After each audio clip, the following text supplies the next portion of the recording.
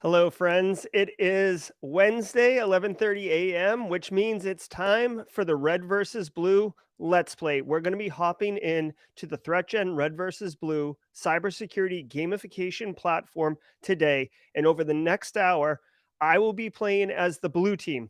Now, as a CISO in real life, right?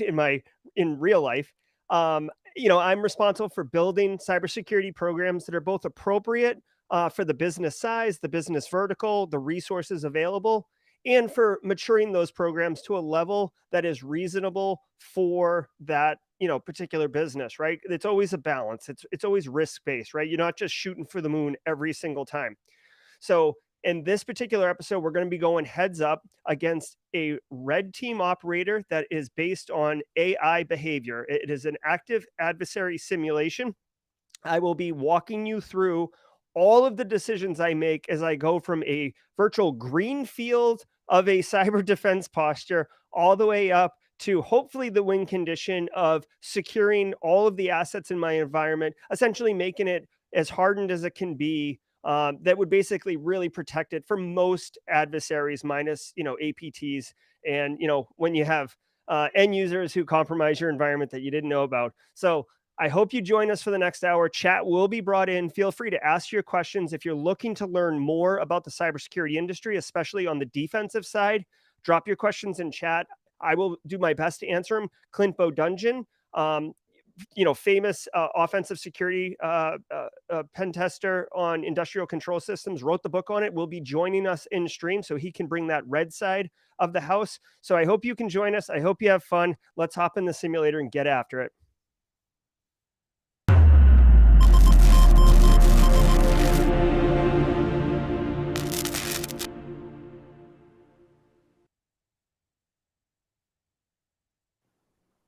All right, Clint.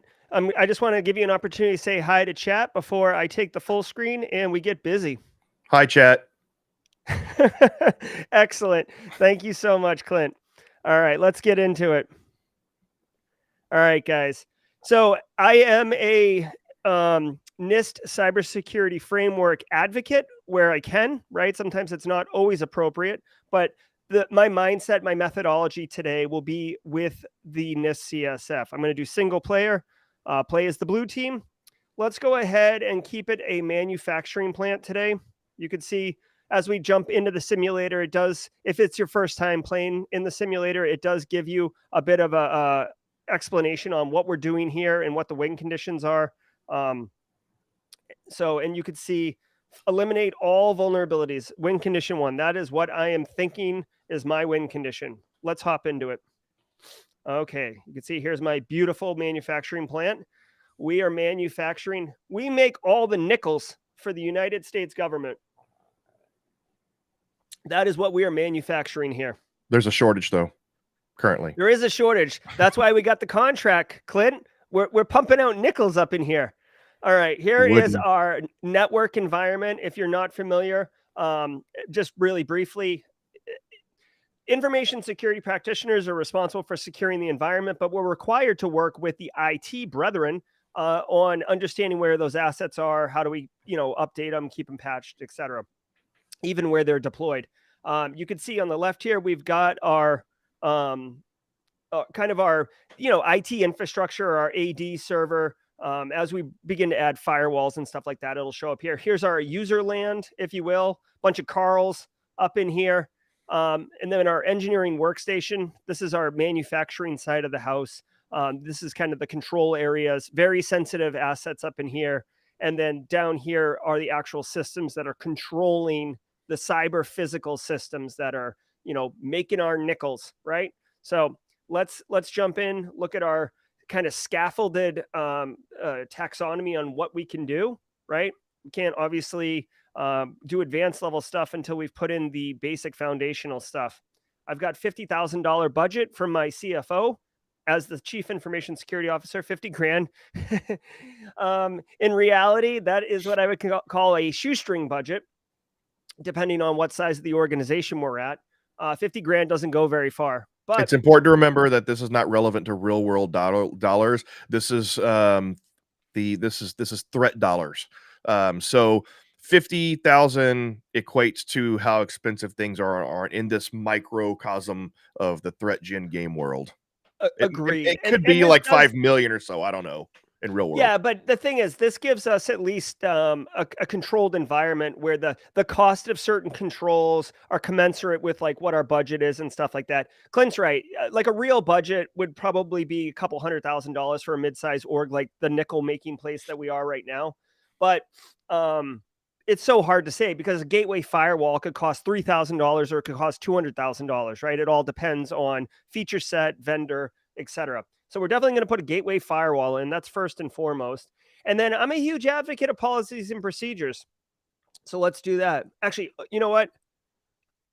I actually like doing the video surveillance system. This is an incredibly expensive solution at $10,000. It's 20% of our overall budget. So that's a big decision to make.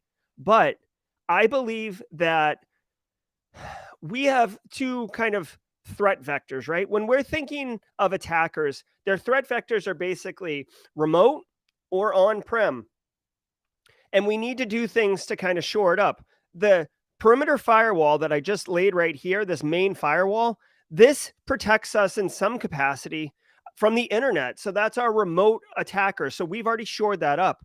The video surveillance system essentially shores up that that on-prem concern that I have, right? So this is basically before, like, here's the thing. When I build an information security program, yes, you're supposed to kind of do a baseline assessment of our current state, figure out based on threat modeling where we are, threat modeling where we need to be. And then you have your start state and end state, and you basically develop a roadmap to get there. Usually, whatever, a year, 2 year, 3 year. But something that a lot of CISOs don't talk about, or you won't read in any book, is yes, a framework and a roadmap is awesome. But when you get in there, there are certain things that like you don't want to spend 3 months, 6 months doing a baseline assessment. You can walk in and be like, holy crap, this is a hot mess express. I need to address this immediately. And that just comes with time and experience to understand where the hot mess expresses are. And not having a gateway firewall, that is a dumpster fire. Like, you don't need to do an assessment to figure out that that needs to be in place. So I'm just basically shoring up my initial like major risk areas. If I could put multi-factor authentication in, I will. Network segmentation is another huge one, and security awareness. I'm going to drop in some music, Clint. Drop that cassette tape in here. Can I request some what's that? Never mind. I was gonna suggest some Never Gonna Give You Up. Oh, some Rick Astley. Yeah. If we were a red team, maybe we would. So I've got two people, two assets available. Network segmentation, super important. I'm going to go right into that. By doing network segmentation, if I assume compromise, right? It's not if, it's when. If I assume compromise, I can say, okay, at least with network segmentation, I can box the attacker in and at least mitigate the impact of the damage. So when I'm doing that risk analysis and thinking of likelihood and impact, the impact value goes down in level of criticality because I'll have network segmentation in place. Let me check what's going on with chat. Dumb new question. Alex Goodwin, I don't know about new question, my friend. I saw you as the #1 leader in this season's current scores for ThreatGEN. But hopefully you can hear some footsteps, Alex. I'm in second place and I'm coming for you, man. Hey, what's up, Eric Taylor? I see you in chat. Okay, let's see. What is threat modeling? Figuring out what types of threat actors would be interesting. Oh, I see, Clint, you've already addressed this. Yeah. Yeah, so it's basically how likely is a particular threat to attack you based on their known TTPs, that sort of thing. Yeah, exactly. And the reason you would do it, Alex, the reason that anyone should do threat modeling is because, we have 25 Gs right now and a couple analysts. Like, I need to make informed decisions. Like, where am I investing my security? Because you really need to invest in high value, high risk reduction kind of low-hanging fruit things that apply to your organization, right? So if you've got like, I don't know, like real transient high volume transaction stuff, you're obviously going to want to look there before you're looking at, like, you know, maybe physical security or something like that, right? Like, that's kind of a loose example, but my point is you have to make risk-based decisions because you don't have infinite dollars in order to choose where to go. So you basically are trying to find the things that have the highest likelihood and the highest impact, so therefore your highest risk items, and then focus on reducing those risks. That's the value of threat modeling. Okay, so my assets are all tied up right now, or my junior analysts are all tied up. So I'm not too worried about them. So we have a couple minutes. I want to say what's up to Michelle and Kimberly, whoever's operating Cybersecurity Central. That's great. Raymond, good to see you. Hey, Poner Joe, love it. Ryan, good to see you. I missed the threat briefing this morning, so I didn't get to see everybody yet. Not only IT up in here. Clint, you mentioned a Kickstarter previously. Any update on when that will start? Oh yeah, I entered that in chat, but yeah, I'll give more of an update next week. But we are shooting for an early July launch. But next week, I plan to release what the different rewards for each level is going to be. Cool. Yeah, definitely look forward to that. Maybe we can tease that on the Heads Up live stream that we're doing next week, where I'll be taking on Eric Taylor live. All right. Also, may I just ask, Bob, I'll answer your question in a second. Roger Swanson representing the Low Country. Good to see you, Roger. And Bob, I'll answer this question in a second. I just wanted to ask, how's the audio? Can you guys hear the music all right? I like this music, and I want it to not be like clipping in and out. I'd like it to just be present. You know, and Clint, if you want, halfway through the stream, we can switch to your synth radio. Oh, DevMeister feels like this is hold music. I tell you what, I would switch dentists if the dentist was playing this. I'd go to that dentist. All right, we got our video surveillance installed. You can see from our action log, we're still working on network segmentation, which is a major effort. I have done network segmentation rollouts. It's a big pain in the A. So we've got one resource to commit still. Let's look at what we're doing. We need to start finding where our vulnerabilities are. We need to start deploying EDR. Let's see, how do we get to EDR? Install a SIM. Okay. So here's kind of the first time that I'm actually strategically thinking like a CISO, okay? So asset inventory gets me access to be able to start doing vulnerability mapping and closing out vulns, which is going to be my desired win condition. So I'm motivated to do that. Now, a CISO isn't going for a win condition. A CISO is just going for security posture, resiliency. But by installing the SIM, I get EDR, which means I can find compromises in my environment, which is very valuable. I think I'm going to do, what am I going to do, Clint? I think I'm going to do, I'm going to do asset inventory, okay? My logic here is that I can harden my environment faster than a threat actor is going to be able to compromise my environment. So therefore, like, I'm closing the doors before they try the door handle, right? Or I'm locking the doors. And then I'll go in afterwards and put the EDRs in to see if they were able to exploit a 0-day vulnerability, perhaps, or compromise through a phishing campaign, one of my end users. Now, Bob asked a question. Where's that question from Bob? Something about threat modeling. I saw it. Yeah, I answered that. Oh, did you? Okay. Thank you. Yeah, he asked the correlation between threat intelligence and threat modeling, and I had a very simplified answer, which was threat intelligence feeds into the overall process of threat modeling. Threat intelligence is the data. Threat modeling is the process. Well put, Clint. And I see Eric Taylor in our audience here. He can probably shed more light on that than myself. And there was another question out there actually here, which I think, Eric, if you're still around, you're the best person to answer this, which is Is Yara worth implementing at your organization? And I would say it depends on a lot of factors, but Eric, if you can answer that in chat, that might be a better, unless you have an answer for that, Jerry. No, I don't. I mean, I have a video on Simply Cyber on how to implement Yara, but I've never worked in an environment. I mean, Yara rules are really reserved for full-time SOC analysts. I do blue team work just by virtue of not having a blue team staff underneath me. So, I need to do triage and mitigation, but Yara rules really feed into like that full-time SOC work. So yeah, if Eric Taylor is in chat, that would be good. I'm playing against the AI currently. The Purdue model followed, wasting no time with proper network segmentation. Purdue, huh? I didn't know this was called the Purdue model.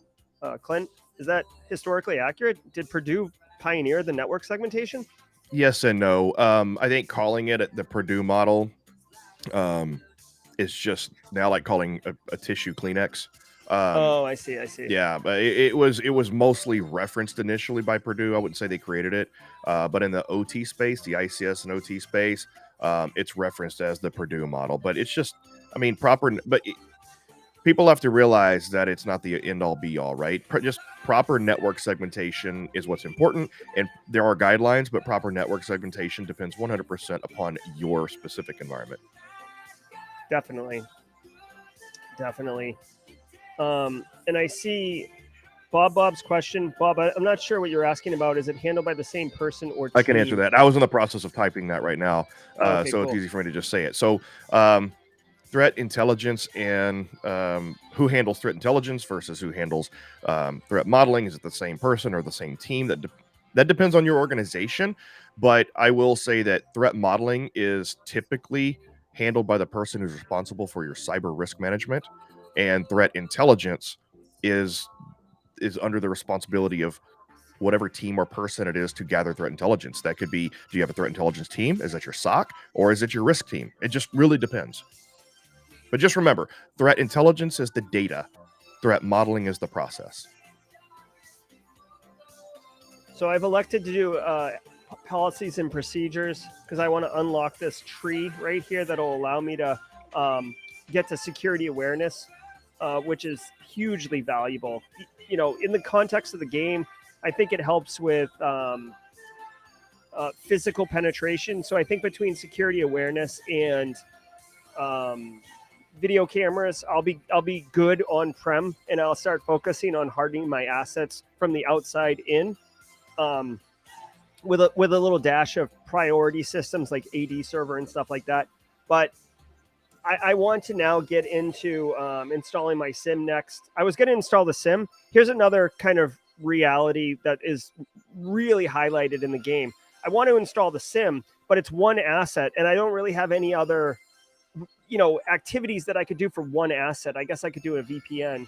So I wanted to maximize my resources, which is huge for CISOs. Yeah, the SIM, just like real life, essentially is pretty useless without anything reporting to it. Exactly. Which, by the way, the same can be said for vulnerability management, vulnerability scanners. So here's the first like real life lesson that you can take away from this stream. Like, a lot of people were like, oh, vulnerability management, we need visibility. So they'll get a vulnerability scanner, stick it on their network, and then scan the crap out of their network. And they'll be like, wow, look at all these vulnerabilities. And then they're like, oh, crap, I don't have capability to aggregate and do trending reporting. I don't have the ability to connect and coordinate remediation and do kind of risk analysis on the vulnerabilities I found. Like, just scanning your network is the first step of like 6 steps in vulnerability management. But unfortunately, many people think that they just scan their network, get results, and that's vulnerability management. And it's not. The same can be said for SIM, right? So Clint brings up a really great point. You can spend 200 grand on a sweet SIM, but if you don't configure your endpoints and network devices to push logs to it, have those logs enriched, have them correlated, fix drift, so timestamps are all kind of consistent with each other. If you don't have that, then the SIM is nothing. It's just a big, beautiful, expensive paperweight. So you got to be careful with that stuff. Okay. Also, just real quick about the nomenclature, so you don't confuse the audience. When we refer to assets in game, assets are the devices, the computers, the network devices, etc. When referring to money or staff resources, that should be considered our resources. So careful, Jerry, whenever you mention assets and you're referring to resources, I don't want to confuse the audience. No, that's all right. And you know what's funny? Like in real life practice, I don't call my analysts, like I don't call my staff assets. You know what I mean? I'm not like, hey, let me get one of my assets on that for you. So I'll be more mindful of that. Thank you. Want to say what's up to Eula Chua on the West Coast. Good to see you. Always saying what's up. And James Driscoll, good to see you. All right, so my action log, I have committed all my resources. So, you know, it's going to take me another turn. I'll free up a resource next turn. A resource being a human. I'll free up one of my analysts next turn to be able to work. And then my other two analysts are busting their hump, developing some policy that's high value, high impact for the organization. Here's the thing. It looks like we're really good, like blue skies, but it's just because we have no visibility into anything, whether or not something's compromised or not. The only way we would have any awareness is if a loiterer got picked up or someone got booted out of our environment because they were physically there. Oh, no problem, James. Glad you could join us.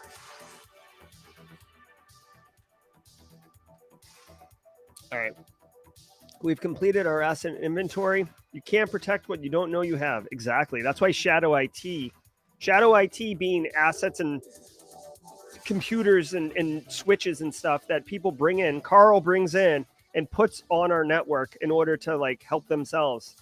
If I don't know about that, you know, a lot of times I will say in manufacturing, you'll see that like this is the loading dock here. You'll see some engineer like install a webcam up here so they can watch the loading dock from their desk and not have to get up and walk down there. Makes sense, but the problem is that you know, whatever cam is not secured. I'm not aware of it, etc. All right, so I've got one analyst available to do some work for us. What are we going to do? Let's get down to the vulnerability management. Now, this took me a while to learn, y'all, but you cannot scan ICS devices unless you are, you know how to do it safely. You don't knock it over. You don't cause it to fail. So I'm going to do, this is the technique to basically educate our staff on being able to do a vulnerability assessment well. So let's go ahead and commit that analyst to work on that. So that's going to be our industrial control system specialist. So let's do that. Okay. Not a lot of sound effects for us today, but that's okay. Is there a way for us to access the simulator on our own? Hey, Dr. Joseph, good to see you. Yep, you can go to ThreatGEN.com to get more information. In fact, Clint, I've got the URL in the little scroller says portal.threatgen.com. I've got to fix that. Thank you. Well, and we have that one there. Yeah, that's better. I'm gonna actually fix this. Yeah, and I mean, if you just want to preview, I mean, the for individuals, it's not that expensive. It's $20 a month. It's a subscription, and then you get access to a bunch of other things in addition to just the game. If you just want to try out the game, it's $15 on Steam as a consumer version, and we run like a 50% off sale every 6 months or so. I mean, sorry, every 6 weeks or so. So you have those two options. Yeah, but I will say on the Steam version, well, on the Pro version that has the monthly sub fee, you get hooked into the leaderboards and the rankings, and you get access to more functionality. Like the Steam version is literally just this, and it's, I don't know. It's the Pro portal. I mean, you have instructional content. You have there's a whole nother Pro community. There you have the leaderboards. You have your own stats, your personal stats. There's just a lot more. Plus, we're about to launch our members only live streams, which can be anywhere from an AMA with the developers, an AMA with professional cybersecurity folks, or just a whole host of things that are webcasts for members only. Yep. I'm also going to start bringing in some NIST CSF education in a minute, guys. I was just wanting to get my initial security posture fixed up before I started dropping some NIST CSF love. Hey, Eric Taylor, I don't know if you were here a minute ago or if you stepped away. Clint, I see Eric just messaged in chat. Can you, I don't know if he responded to that question about, do you remember it was around Yara rules? Yeah, he said he's here for the OSINTing. Well, if you're here for the OSINTing, there's also a message, basically somebody asking if they should use Yara in their organization. I don't know if you saw that. Yeah, but we would appreciate Okay, he said he's back now. Yeah, it's basically somebody sort of asking the value of Yara, whether they should be using Yara in their organization. And I'll see if I can go find it real quick. But ultimately, I'll let you answer that. My answer was simply, it depends. Yeah. By the way, so Eric Taylor and I will be going heads up next Wednesday. So he's here studying my techniques. What's Even up, though Hunter Taylor, but you're not playing the blue team next week, though. yes, I don't really think it helps him. Okay, let me do. Yes, I okay, could be a paid spy, though. We're going to execute a vulnerability assessment now, so we can start patching our vulns. There we go. What does security awareness training do? He said Yara is better than nothing. Well, can't. That's not untrue. I've heard a lot about SOC Prime with Sigma. I don't know if he recommends that, but all right. So security awareness training. I'm doing it.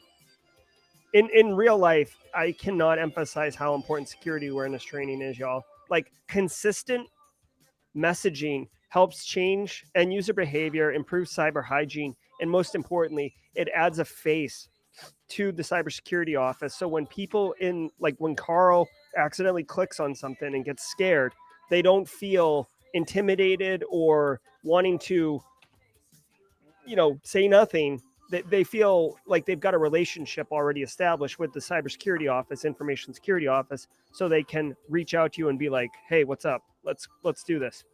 Hey, Eddie Del Castillo, better late than never, my friend. All right, so I went with security awareness. Got some coins there. We're gonna do it. I'm gonna bring up NIST CSF in a minute. Let me just do this. For the most part, I'm going to keep my mouth shut on advice on your strategy. I'm just going to let you go and roll with it. I'm just here going to answer questions. One thing, though, I want to throw a shout out because I love this. And if you want to make me full screen real quick. Yeah, sure. They are not sponsoring this whatsoever. It's not focused. Oh. There it is. There we go. Take a screenshot.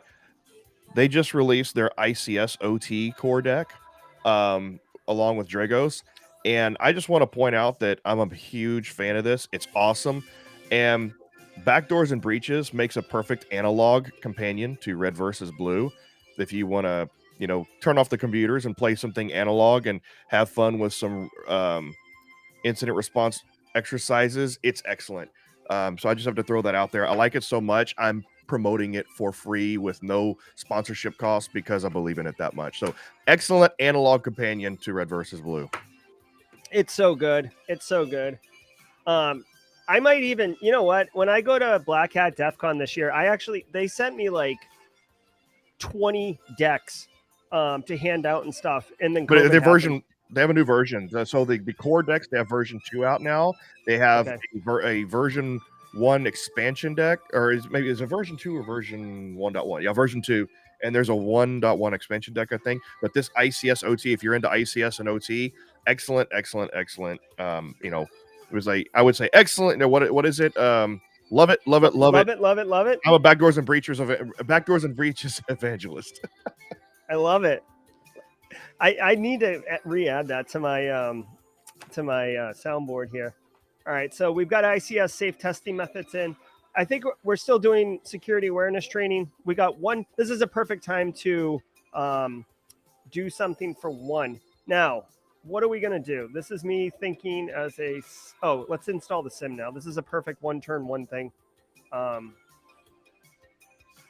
so we can get that EDR. See, security awareness is going to end next turn. Our SIM will be installed next turn.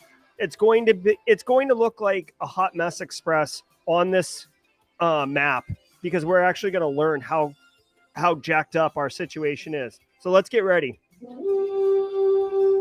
All right, let's do it. Actually, I haven't done the vulnerability scan, so it's not going to look like a threat. I mean, a hot mess. Okay. All right, now we're going to do vulnerability assessment, okay? Let's do it. Eric Again, says that he has those decks, but the backdoors and breaches, but he can't get into the D&D mindset. And that's a big difference between backdoors and breaches and red versus blue, aside from the analog versus digital. But yeah, I mean, obviously red versus blue is a bit more comprehensive, free flowing, and like a computer game. Backdoors and breaches does play like a card game and more like a traditional paper D&D, Dungeons and Dragons game. But I would say that if all you have available to you is the traditional tabletop exercises where they would traditionally use PowerPoint and Excel spreadsheets, backdoors and breaches does help you facilitate that style of paper-based tabletop exercise. But you do have to have a facilitator, and you do have to have somebody that really kind of knows what they're doing in terms of running an IR tabletop, but also somebody who understands the game. So anyway, just saying that. Yeah, you do need an incident master, which is the dungeon master equivalent, and typically someone who's like gone through an incident or two before, in order to kind of because it's really incumbent upon the incident master to make a elaborate explanation. So like when you are trying to like look at the sim, right? Like say you're going to play the sim card and you roll and you don't successfully win on the roll, the incident master has to come up with some plausible explanation on why looking at the sim didn't work. Like you roll and it fails, and you can be like, oh, it looks like that the endpoint agent wasn't installed correctly on that endpoint, so the telemetry wasn't being pushed to the sim. Try again. Okay, so guys, I've got vulnerability assessment coming, and I've got it's going to take 3 turns, which is a million years. And I've got one analyst available. You could see my threat intelligence score has gone up to 1%. So chances are the threat actor is definitely doing something in my environment. So I'm going to go ahead and install endpoint detection on my engineer workstation. This is an example where I want to start getting visibility into potentially compromised devices. And I've chosen in my mind the priority and criticality of the devices is the order in which I'm going to execute. So really, this engineering workstation, this control PC right here are my top priorities. Then AD typically would be important, but I'm actually going to focus on the firewalls in order to because it's segmented, the threat actor is going to have to move laterally through the firewalls, which is the whole reason you do network segmentation. So that's my priority on those. Oh, I do love Magic the Gathering. A million years ago. I was into Magic before they started doing the block series. Like I was like version 3, version 4. Old school. Wicked old school. All right, so I got EDR installed. I'm running low on cash, but I'm hoping that the board sees how awesome I am and they just give me money so I don't spend resources and time on trying to ask for money. Okay. Oh, crap. Our P&L is going down. That's not good. All right. Uh-oh. You need visibility. Yeah, I know. All right. So let's start adding, let's do EDR in these different areas. Jerry the goat. Bring up the checkbook crew after mitigating an existing. Yes. So real quick, since we were talking about Black Hills InfoSec for a minute, how do I, give me 1 second. I just want to point this out. They just released their 2nd edition of their Rekka comics, and it comes with the actual comic. It comes with a couple exclusive backdoors and breaches cards of staff and then there's also a comic with the Bears, the red team and blue team. And I read this with my 6-year-old, 7-year-old, and they loved it. So that's what Kerry was talking about in chat. I was wondering what the heck he was talking about, the Bears. Yeah, it's definitely awesome. Okay, so let me get back to the gameplay here.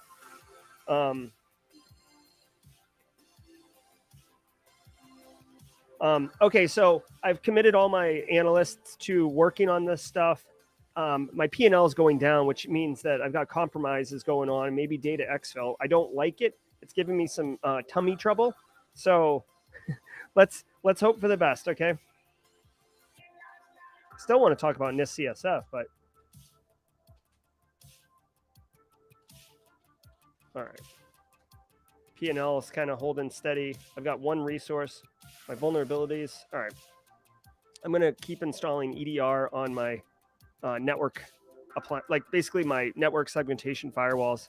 In fact, I probably need to install it on this one since I'm focusing on the importance over here. Hold on. Why do I have that not take? Okay, there we go. All right, real quick, just for the family here for chat. Let me do this. Multiple Carls. Yeah, you got it. All right. Really quick, guys. This is the NIST Cybersecurity Framework. If you're not familiar with it, it is a very cool, useful methodology for implementing cybersecurity in a maturable way at an organization. It's broken into 5 areas. You can see it at the top, right? Identify, protect, detect, respond, recover. Now, what I want to point out to this, think about it this way, okay? This is so brilliant the way that they've laid this out. Identify and protect is basically like GRC and security architecture work. This is left of boom or before bad stuff happens in your environment. So this is like policies and procedures, vulnerability scanning, like looking for stuff and setting up the gateway firewall. Detect, respond, and recover. That's right of boom. That's when like crap happens and you have the ability to know what happened, control it, be able to logistically operate, with communication and and then recover obviously to a known good state. So think of the first 2 as left of boom, GRC architecture. Think of the 3 on the right as security operation, work, blue team work. That's the way to think about it. And you could follow this in a very deliberate, prescriptive way in order to implement a cybersecurity program. Yes, Nick Barker. I've got tummy troubles when it comes to my my environment right now. I'm not digging it. Let me see. I don't have a tummy troubles sounder, but let's see. What do I got? Yeah, I don't. I got straight cash, homie. Straight cash, homie. Hopefully that helps. All right. So I feel like my soundboard is configured more for the red team right now. Bob had asked earlier in chat, or someone, Blagoj, do you guys find more enjoyment doing red or blue tasks? I feel like that's a really interesting question. I'll just, lob up my explanation. And Clint, I'm interested in yours. So for me, red is really cool and fun and like almost like magic tricks. But blue is like defense, and it doesn't feel great at the beginning. But when you build a program and then you snare threat actors, or like you watch kind of the orchestration of your overall program execute elegantly, that's a win.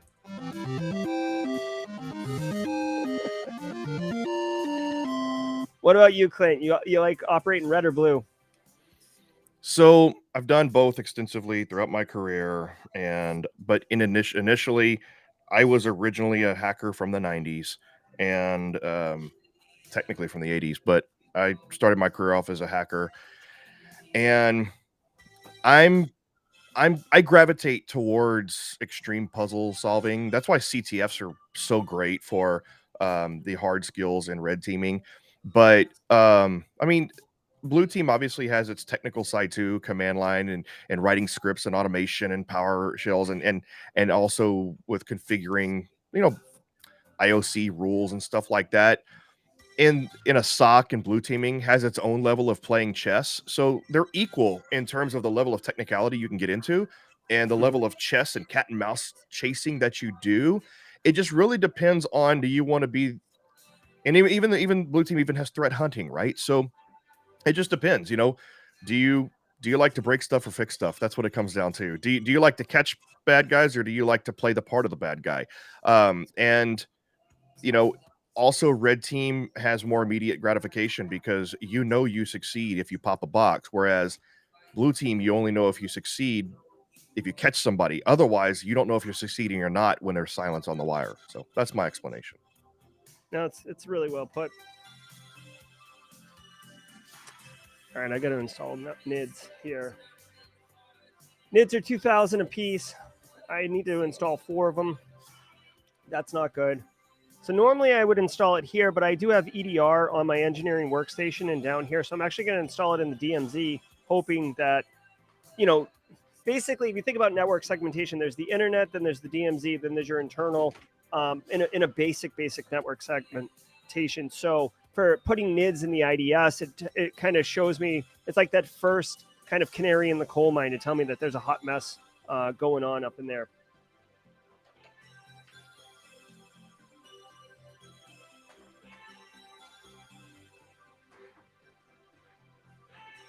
All right, let's see. Network sensor installed, vuln assessment. This is good. There's our device. Let's continue deploying these things. Now, again, I said I wanted to remediate all vulnerabilities as my win condition, but because I've got some compromise in my environment, like it becomes paramount for me to find the problem and not,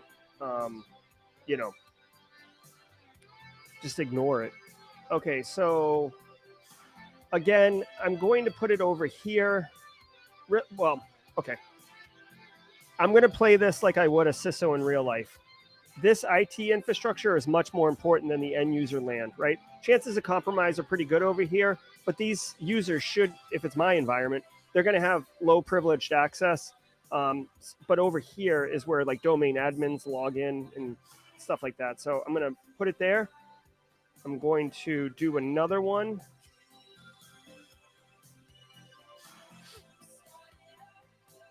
Let me see.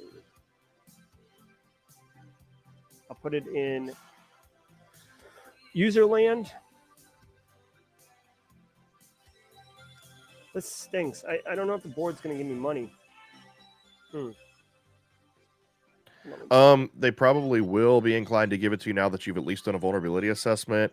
I would say that depending on how many times you have requested, there's a possibility that if you just sit back and wait for a little while and then request again, I mean, because there is literally a correlation in the game, built into the game, to where if you keep asking, you're essentially pissing the board off to where they're telling you to go away. Yeah. Well, let me do this. I'm going to do ICS vendor certification. Actually, you know what? I'm going to wait because ICS vendor certification is $0. And I want to... Hold on. I'm going to need this. It's 2 turns. Here, I'm going to do this. I'm going to save the vendor certification for the spaces when I'm out of money, simply because there will be some turns where I'm having to ask for money. Here, request budget. That's going to take 3 turns. All right. So I've put together a decent security situation. You can see I know where my vulnerabilities are. Implement strong Wi-Fi costs 0. That's cool. Harden RDP is $0. This is good. So we're actually going to be able to do quite a few things for $0, which, by the way, is another reality, right? A lot of times people buy tech and then they don't configure it properly. There's a ton of built-in security functionality in, Aruba devices and Cisco routers and switches, like ACLs and ARP snooping and DHCP allocation and MAC address filtering and all this other crap. And it's hard to configure it. So some people don't do it. They're just like, oh, packets are up, packets are flowing. This is the difference between IT and InfoSec again. All right. So we're still requesting budget. We got $1,500. Let's see. How are we going to harden our environment? Let's put EDR on this guy. Well, hold on. Let me look over here. Let's put EDR on here. and EDR on here. Okay. Let me know if there's any questions about NIST CSF. I can pull that up again, but I'm going to start moving a little quicker here.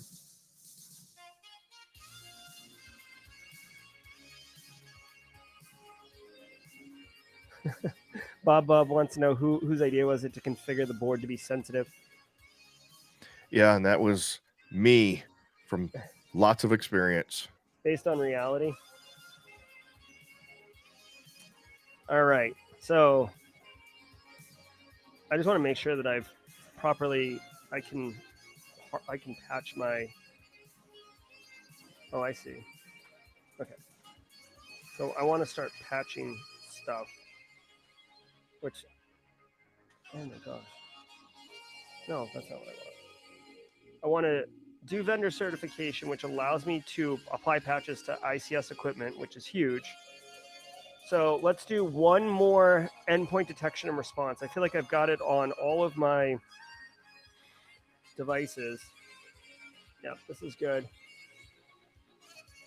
So I'm going to put it on my end user workstation. I feel like this is a tough one. This is where like you have a lot of options and not a lot of money. All right, I'm going to put it on the basically the wireless concentrator. Although, hold on.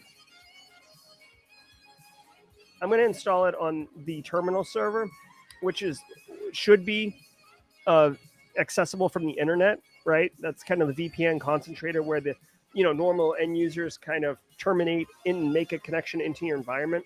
P&L is still going down. This is not good, people. I don't like that. Budget acquired. All right, good. I've got major tummy troubles. All right, let's go ham on installing EDR and finding where this threat actor is. You can also do threat hunting if you have the ability. I think you have to do advanced security skills to do threat hunting, but you can do threat hunting as an alternative to replacing EDR. There's a balance issue, I think, and Greg has pointed it out that like if you have to go all the way through advanced skills training to get threat hunting, then it's easier just to place EDR on everything. No, hold on. So I can't do threat hunting for the environment. It's threat hunting for a single asset, right? Yeah. Yeah, I mean, I'd rather just install EDR and get value every turn from it. Yeah, I think we need to rebalance that a little bit, or at least have the ability to pay to have threat hunting done as an external, because like that threat hunting is an internal thing because it's coupled with all of your internal things like internal vuln assessment, internal pen test. We need to have an option. Greg, make a note of this. We need to have an option to have a paid threat intelligence service, or I'm sorry, threat hunting service, just like you can pay to have vulnerability assessments done in game. Yeah, I'm trying to find this compromise. I guess let's put it here. I'm only putting it on this guy. Here's one kind of reality between. No, actually, I guess this is in reality. Like this user right here is at a higher risk because they're basically out on the internet. They're at Starbucks. They're in hotels, right? So the chances of them getting popped are a lot more likely than these end users because like this can happen multiple ways. You could push a rubber ducky onto it. You could do evil maid attacks.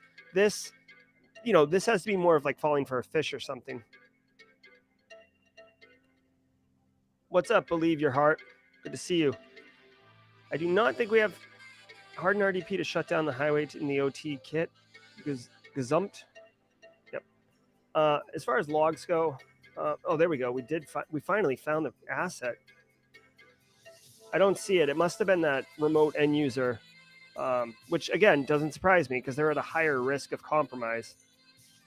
So let us continue to harden our assets. So if the end user was here, then they're either, and they were the compromised asset, right? It doesn't say what asset it was, but I'm assuming it was this guy. So they're either getting through the firewall into this main IT infrastructure, or they're up in this terminal server space. I'm going to believe it's the terminal server space. So let's continue EDRing.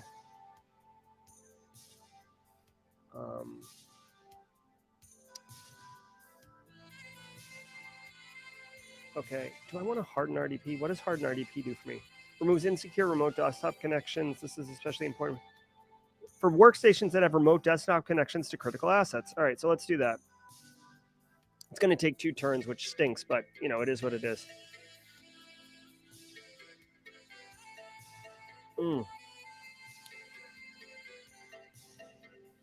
Cyber herpes on these open networks. All right.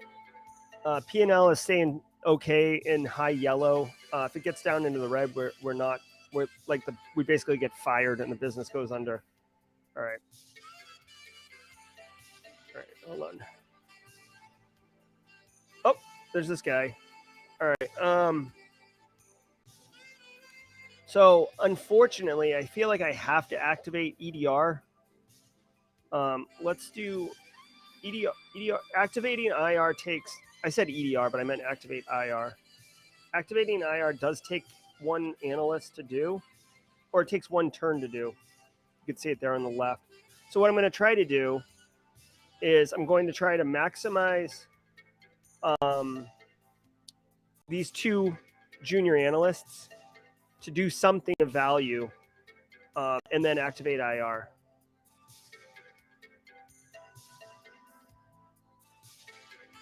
All right, so we've got EDR installed in our entire environment and on our firewall. So this area is pretty well protected. And let's do antivirus on this guy, thinking that might be the attack vector. Like let's get the AV updated so the malware doesn't detonate, and then let's activate IR. Okay, we're going to clean that asset because I think that's part of the reason our P&L is going down. There's some data exfil going on. Carl!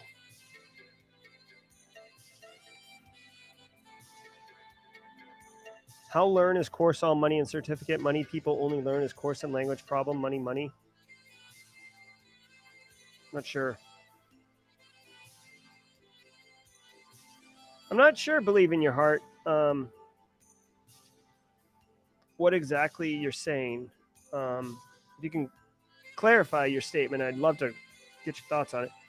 Anyone know of companies using the ThreatGEN game as part of their interview process? Interesting, Poner Joe. What do you think about that, Clint?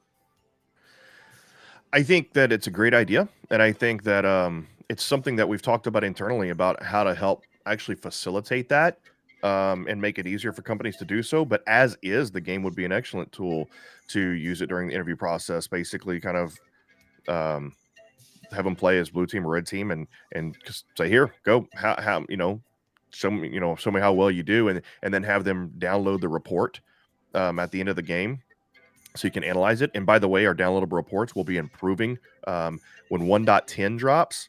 The downloadable report, I think, will have more detailed information in it for analysis, but also we will be, just improving overall capabilities to do such a thing with more specific labs and scenarios and things like that. So you can set up a specific scenario, have them go through it, see how they do. And then now keep in mind, red versus blue isn't hard skills. It's not hard technical skills. It's more strategic and on both the red team and the blue team. So, but it could be a good entry litmus test though. Yeah. It's a great idea for job interview. Like, explain me your thought process instead of coming up with some scenario and asking them their thoughts on it. You just have them sit next to you and play this game and be like, explain to me what you're thinking. So guys, I just want to share that this absolutely bothers me extensively. I hate, like, if you know me, you know that I love maximizing my resources. I hate leaving resource utilization on the table. I activated my IR and Carl stepped away with his laptop, shut it down. I can't do anything. So now I have to deactivate IR so I can go back to my job and leave these 3 resources hanging. It's a bummer. It's a total bummer. It's a waste of my time, waste of resources. So I'm going to deactivate it. I swear to God, if Carl shows up, bro, I'm not going to do it. Okay, so here's what I'm going to do. I'm going to do a bunch of stuff that would help with visibility. And then I'm going to activate IR. I'm going to change the default creds on this. What does that do for me? Okay. Let's change the default creds on this. Cost $0. That's good. I don't really want to add EDR there. Let's put EDR on our AD server. And does a network... one second. I want to install that final NIDS device. There it is. Okay. And we're going to activate IR. Okay. Let's go. I'm a crypto evangelist. Whoops. I love it. Wrong love button. it. Love it. Hit the wrong button. I was queuing up a button so I could throw Carl into a river. All right, here we go. IDS sensors installed everywhere. Vulnerability mitigated. IR activated. Okay, cool. So now we can actually do this. Now, it's $5,000 to replace this asset. I'm just going to replace the asset. Normally, I would gather forensics, but as I've said, I just want to... my win condition is to harden the environment. And let me tell you all something real, okay? Here's a real thing. Like, if you're a small information security shop, right? You've got like one person in charge of the program. Maybe you have like 1 or 2 analysts, or in this case, 3 analysts that are helping you, but they're doing GRC, security awareness, vulnerability management, configuration, control boards, all of those things. As much as it's really, really fun to gather forensics and do digital forensics type stuff and rip apart malware and reverse it and all that, that is a ton of fun. It also takes a lot of time. And the sad truth is, for me, really, I would clean the asset in real life. I'm going to replace it just because I don't want this thing to come up again.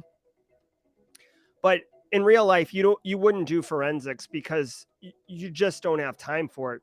Really, this is more reserved for like major incidents. You're bringing in, specialists like Barricade Cyber Solutions or something like that. So I'm going to go ahead and click replace asset. And I literally have to leave my 2 analysts on the bench because I can't do anything. Now, replacing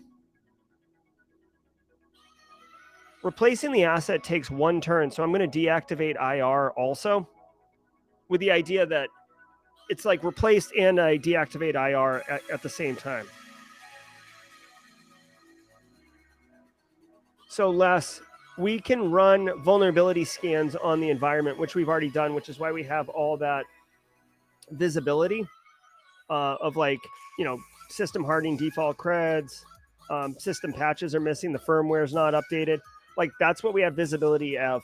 This platform is designed more around the strategic level versus running a certain solution like Nessus or Rapid7 or something like that. We want people to focus on the educational learning objectives, not around configuring Nessus and dealing with config files and putting IP addresses in and stuff like that. Okay, so we've got a clean asset. Carl's machine is clean, so that's a win. By the way, just a shout out to the threat actors who are attacking me. Look at me. Sure. I'm the captain now. That's right. I've evicted you from my environment, sir or ma'am. Okay. So now let's continue on our road to purge this environment. So looking at my ICS stuff. Okay, so this doesn't have EDR. I'm not going to install EDR. All right, I'm going to patch this. I'm going to install AV.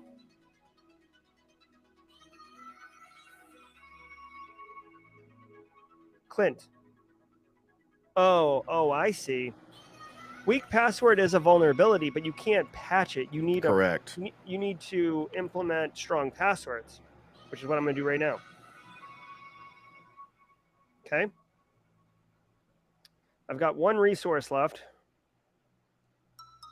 No patch currently available. Ooh, that's a interesting development. I didn't realize that patches were temporal now. Yeah. So there are, I mean, so here's what I don't like about, I'm not sure if we just changed the language to say, go from 0 day to just say no patch available. Or if there's something with that. That's actually something that happened without me knowing about it. I'm going to have to ask Greg on the back channel. Do you know what's the deal with no? I think we just changed the language to say no patch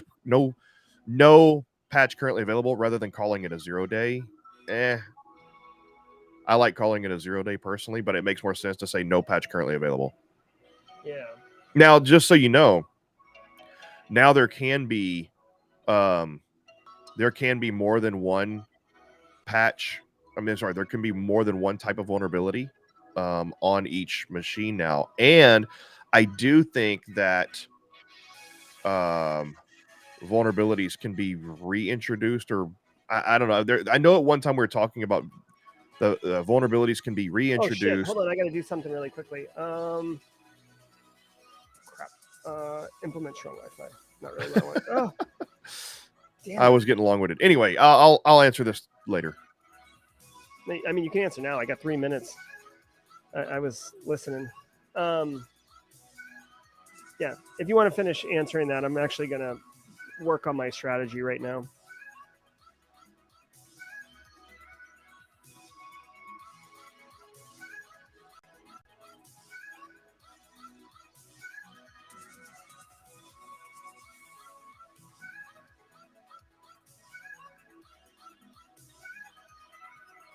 My goal here is to harden the network segments again, with the idea that I'm compartmentalizing my my impact. Dude, we're only at turn 25. I feel like I've built a decent. Holy crap! I'm in the orange now. All right, so I definitely have a compromise somewhere in my environment. I'm assuming it's Carl. So let's end the turn. Guys, I'm telling you, I got like an upset stomach just based on all this. All right, so now we've got our firewalls a bit hard. Why is this? Okay, so I can't do anything about that. EDR is there. EDR, EDR. Where do I want to put EDR? I have visibility all up in here. Implement strong Wi-Fi. No. Change default creds. EDR on that. Guys, I want to find the threat actor. I have to imagine the exfil is going on over here. So, okay. Okay, I have an answer for you. I was unaware of this. So 0 day indicates that it is just not a publicly known vulnerability, and both the red team and the blue team can discover a 0 day. The no patch currently available means it is a publicly known vulnerability, but a patch has yet to be produced. Okay, but it's a temporal value, right? There will be a patch at some point. Yes. Okay, I mean that's actually a kind of cool idea. This P&L loss is giving me heartburn right now.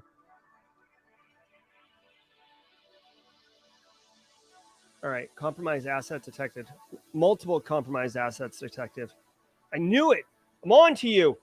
All right, let's activate IR. We are going ham on this threat actor. I am so lit right now. Okay, here we go. All right, so first off, I'm going to do a couple things. I'm clamping down on this environment right here. You chose the wrong threat. You chose the wrong environment, buddy. Okay, here we go. These are all basically various different things. What's this guy do? System patches. What's this guy do? Harden. See, I can patch this guy. That's good. So let's do that. Let's do that. I want everything to be one turn. Chances are this individual got through here. So let's do these things. Update firmware, default creds. Okay, and then activate IR. Let's go. Let's go. Let's go.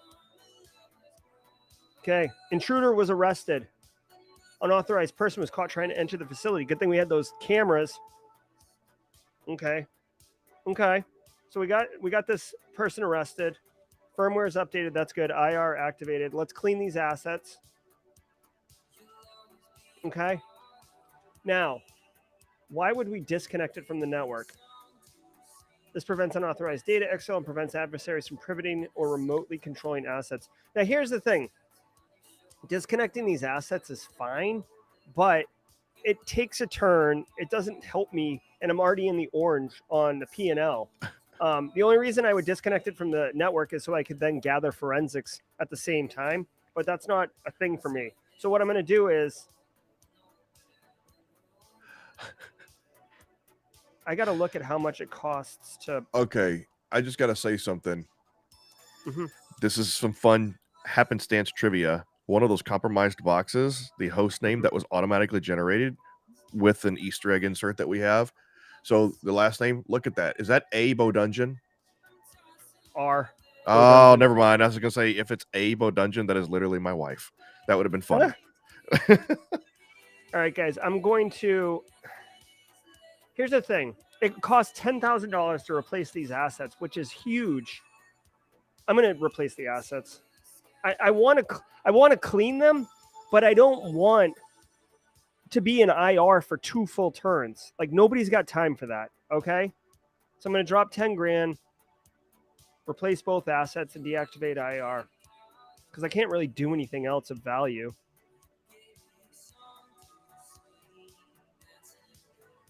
I could disconnect the switch, but I don't have major problems, right? New asset detected. What the crap? Oh, So my there's a good gosh. comment here. I'll wait until after you get done. I'm going to answer this. After you get done stressing out, I'm going to answer this. Dude, this threat actor's all up in my business. All right. So we gotta Oh, on the historian. Yeah, this is a problem. All right. We're gonna harden this sucker up a bit. We're gonna put EDR on here. We're gonna patch this guy, and we're gonna activate IR. I'm going to answer Annie real quick. Real simply, to have cloud servers in the cloud, you got to think of that. Think of this. Number one, having assets in the cloud that's not like your web server or something like that, but actual like SharePoint's usable servers in the cloud. That's simply just another network zone for you, except for one thing. You may or may not be responsible for patching it and securing it. So that adds a new dynamic.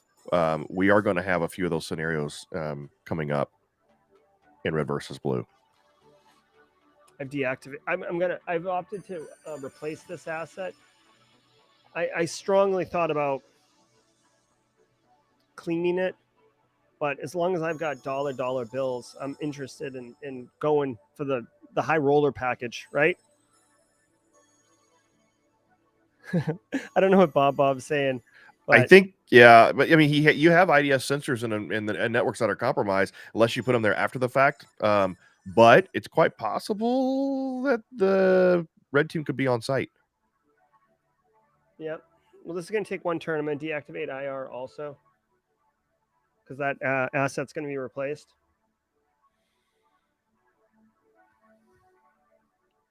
I did put a lot of stock in my security cameras.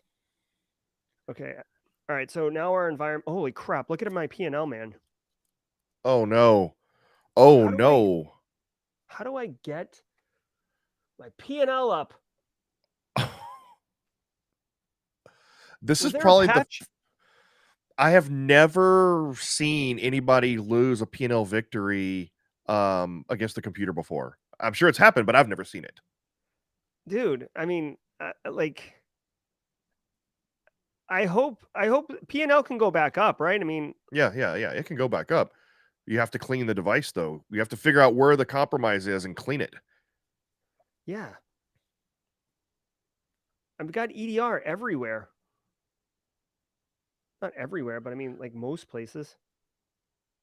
Oh, hold on a second. Told you. Tummy troubles. Yeah, and I mean, it was probably the Historian, which is that PCS recorder, which is the host name. Now that you fixed that, your P&L should start going up, I'm imagining, unless you have another compromise somewhere else. I feel like it went down from last turn to this turn. So that's okay. Let's do EDR. I mean, the thing is, they were up here, they were over here. I feel like my IT infrastructure is good. I want to really focus over here. Deploy USB security. What's that do? Scan the secure USB ports. Okay. I mean, that would mean they're on site, which is like outrageous. Let's do it.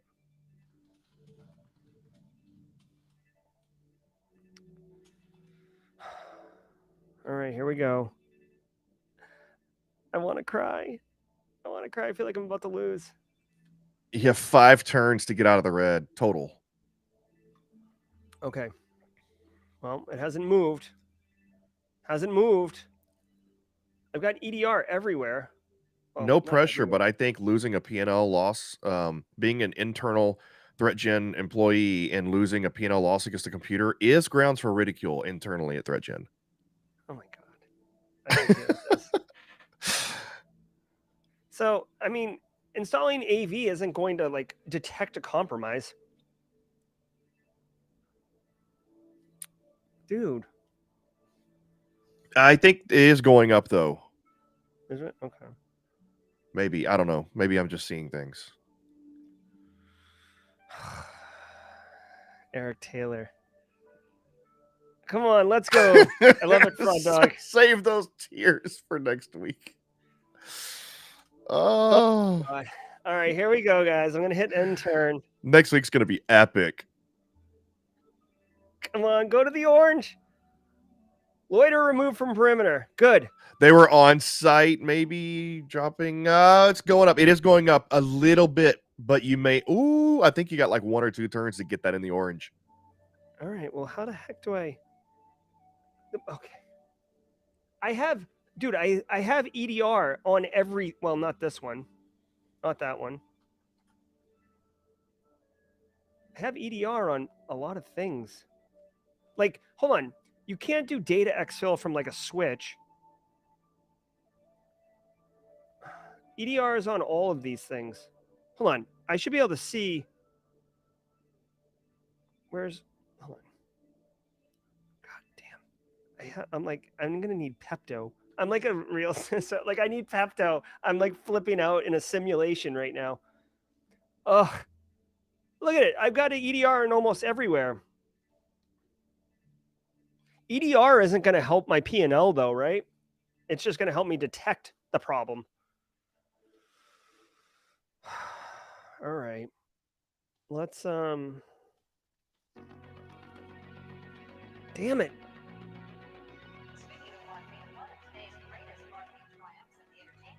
Come on. Come on, man.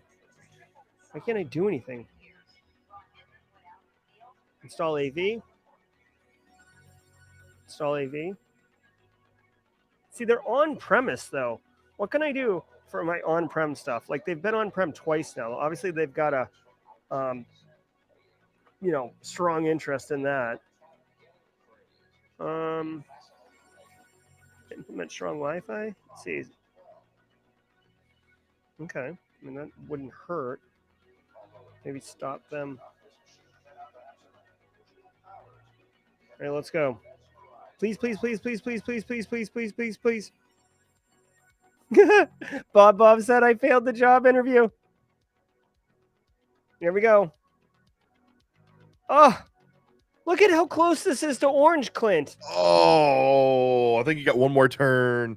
It may be over already. I mean, I have EDR everywhere. Okay, like, I don't want to say conspiracy theory, but like, are the developers upset that I win?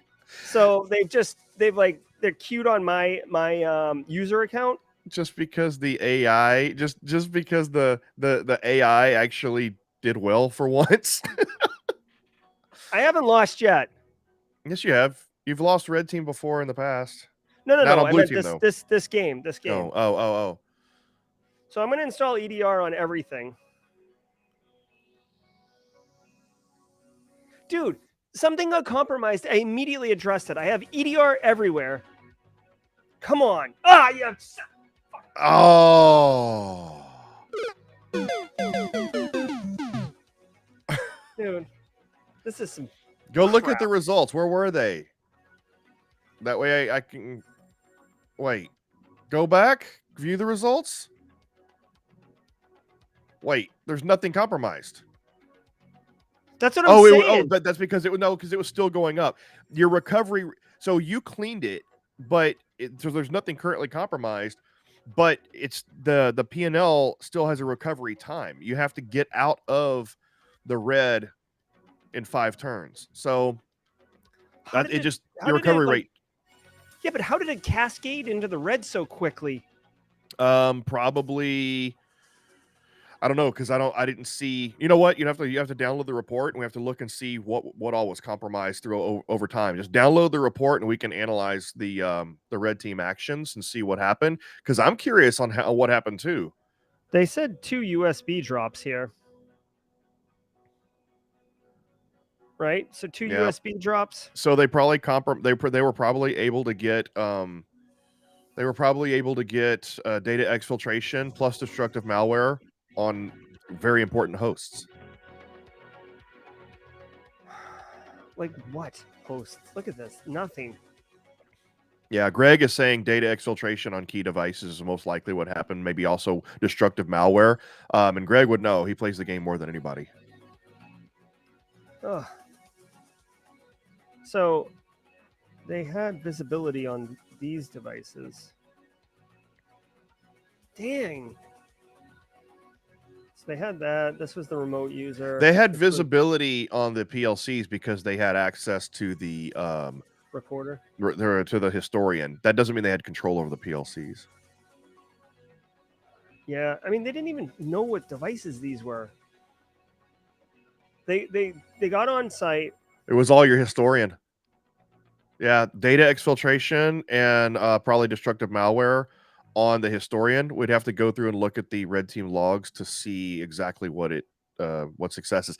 I'm gonna call a lot of luck on the red team because I'm never able to install malware and also get data exfiltration. Well, data exfiltration, yes, but destructive malware, if in fact, because on one host, in order to get the P&L going down that fast, you've got to have number one, a very important host. Number two, you have to have data exfiltration and destructive malware, and unless you just missed AV on that historian, I've never had that much success with destructive malware on any single host. I mean, this is one of the strategies I was trying against you when I lost against you.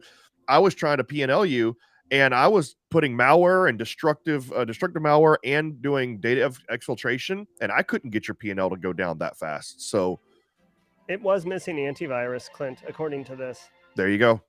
That's it. Basically, it compromised that host early in the game, most likely with one of the USB drops, and was able to do data exfiltration and destructive malware early in the game. Because we did see your P&L going down early. So a couple of things. Be sure and save that report. Thanks for replying. We're currently interviewing other candidates. I didn't qualify for the job. Damn, Bob. Thanks, Roger. Yeah, it is a really cool learning tool. I will say, okay, so here's the silver lining for myself as an educational opportunity and for, those of you attending. This highlights why you need to prioritize your assets based on criticality and sensitivity to your environment, right? This PCS recorder is way more valuable than this remote user's laptop. So while I focused on the engineering workstation early, I kind of didn't pay a lot of attention to this PCS data historian. And, it just happened to be compromised early and resulted in a major devastating P&L loss, which means basically I got fired from my job. So, dang. All right. I'm just looking at chat now. Here, let's do this, Clint, really quick. Let's do this. Clint, pulling you up on chat or on stream. All right. Let's see. I'm just looking through chat really quick and see if there's any comments, any feedback, thoughts on what we did today. Remind people that I'll be playing Heads Up next week with Eric Taylor, one of those situations where I'll be streaming on Simply Cyber, my YouTube channel, my personal one. Clint or Eric will be streaming on his YouTube channel, Barricade Cyber Solutions. He'll be the blue team like I was today. I'll be the red team next week. And then on ThreatGEN, the channel that you may be watching on right now, you can see it at the top left on the stream, or the top right, you can see the YouTube channel URL. Clint and Simon Lindstedt will be sportscasting both Eric and my screens, flip-flopping and giving expert commentary and analysis. It's really fun when we do this kind of e-sport event. So definitely check it out. Clint, you want to comment on the upcoming event next week? Yeah, we piloted this format against Bob. This is Carl Eric was promoted. Carl was promoted. Oh no, Eric Taylor, the guy I'll be taking on next week, talking trash about me. Yeah. So here's the thing. As the commentator and the shoutcaster, I'm supposed to be non-biased, but I'm gonna have to be rooting for Eric for two reasons. Number one, he's a red. I'm torn. You're gonna be red team, Jerry, but at the same time, like, I need somebody. I can't have your head swelling to the point to where you're going to be CEO of the company. So I need you to experience some loss. So I'm probably going to have to be going for Eric. I'm in Eric's corner, even though I'm usually never the blue teamer. But like I was saying earlier, we piloted this when it was you and going against Josh and Josh Mason, and it went rather well for a pilot. And there's some areas we can polish it up a little bit, which we'll be doing. And so I'm gonna do a tail of the tape. So Simon and I will usually get started about 15 minutes early, even though the broadcast says at the bottom of the hour. Simon and I will get started about 15 minutes early for some early commentation, if that's a word. And I'm gonna build a tail of the tape, which I'll work with Jerry on doing. So we want to make this the UFC of red team and blue team competitions, if you will. So it's going to be a good time. And then Jerry and I are also still in the process of kind of turning this into a league. We're going to be running a pilot tournament to test out the league format, and then if that goes well, we're actually going to establish a league. So the tournament that we're going to be doing to pilot the league is going to be invite only, unfortunately, but we're going to have a website built up for it and everything. But once that goes, we'll turn it into a tournament. I'm sorry, the tournament will be turned into a league. Yeah, the tournament is going to be awesome. We'll definitely be promoting it well in advance so you guys know about it. Alistair is asking about the different channels. You can see, Alistair, if you go on YouTube and just look for the word ThreatGEN, you can see I put it in the search bar at the top here. You'll get brought to this page. This is the ThreatGEN channel right here, and this is it. So make sure to hit subscribe. It definitely helps us. And you can see the upcoming videos. This is where is it? Down below. Yeah, right here. This is the upcoming live stream between Eric and I. And then Eric's channel is Barricade Cyber Solutions. So if you Google or you put in YouTube Barricade Cyber, this is Eric's channel right here, and you can see the upcoming live stream is right here. So you can catch, depending on what feed you want, right? If you want to be Team Simply Cyber and support me, come over there. If you want to support Eric, I don't know why anyone would, but you can go over there. And then, of course, you can go to the ThreatGEN channel and get that feed yourself, and get the commentary too. Because I'll be trying my best to share my knowledge and information as I'm playing, but because it is heads up, it will be moving much faster. So I won't have as much time to dig deep into kind of my logic and reasoning. But Simon and Clint will not be playing. They'll be observing, so they can actually provide a greater understanding of what's going on in the decision-making process. I'll tell you what, if I lose to a P&L loss, well, actually, I'm the red team. Maybe I'll go after Eric's P&L loss. Take that on. I don't know. You Yep. told me about a strategy, which I'm not going to announce here, but you told me about a strategy you're going to do, and I think that's an excellent strategy. Yeah. You see that, Eric? I've been putting thought in, been doing the work, putting in the hours, been in the gym late last night, running through a couple scenarios. So I'm really excited about that. All right. That's going to do it for us, guys. If you're watching on the ThreatGEN channel, definitely hit thumbs up, hit subscribe. We genuinely appreciate it. It helps us know that the type of content we're producing is what you want to see, and it's delivering value to you. So that's the best way to say thank you, is to sub and hit the like button. No, Bob, I do not control the AI. In fact, I didn't even program the AI. That was Aaron Shabib, our chief architect. But in 2 updates, probably Q3, we're doing an overhaul on the AI. So let's see what happens. Yeah. I'm going to talk to Aaron after this. I am actually participating in the AI update for Q3. So I'm going to make sure I put in some anti-Jerry stuff in there. All right. Well, thanks everybody for joining us today. I do hope you got value. I certainly enjoyed it. Big slice of humble pie, but it is what it is. Clint, any final thoughts before we close out? You know what? This highlighted 2 things. Number one, I am actually glad that you did get beat by the computer AI, not to like harp on you or make fun of you, but number one, it does actually demonstrate to people that are watching that the AI as it is currently is dynamic, and it does change strategies, and it can beat you. Even if you are doing the proper things, it did better things at better times, right? So I think that demonstrates the dynamic nature and the capabilities of the platform. But also, number 2, it highlights what you mentioned earlier, Jerry, in that it's important to pay attention to your risk assessment as you're, determining what assets are higher priority and what order you should do things. So absolutely. Well put, Clint. All right. Thank you, everybody on chat, for being with us today. Stay tuned. Tomorrow morning, I'll be doing the threat briefing in the morning on the Simply Cyber channel. And on Wednesday next week, ThreatGEN will be broadcasting that heads up play between Eric and I. So I hope you can join us. And until next time, we'll see you.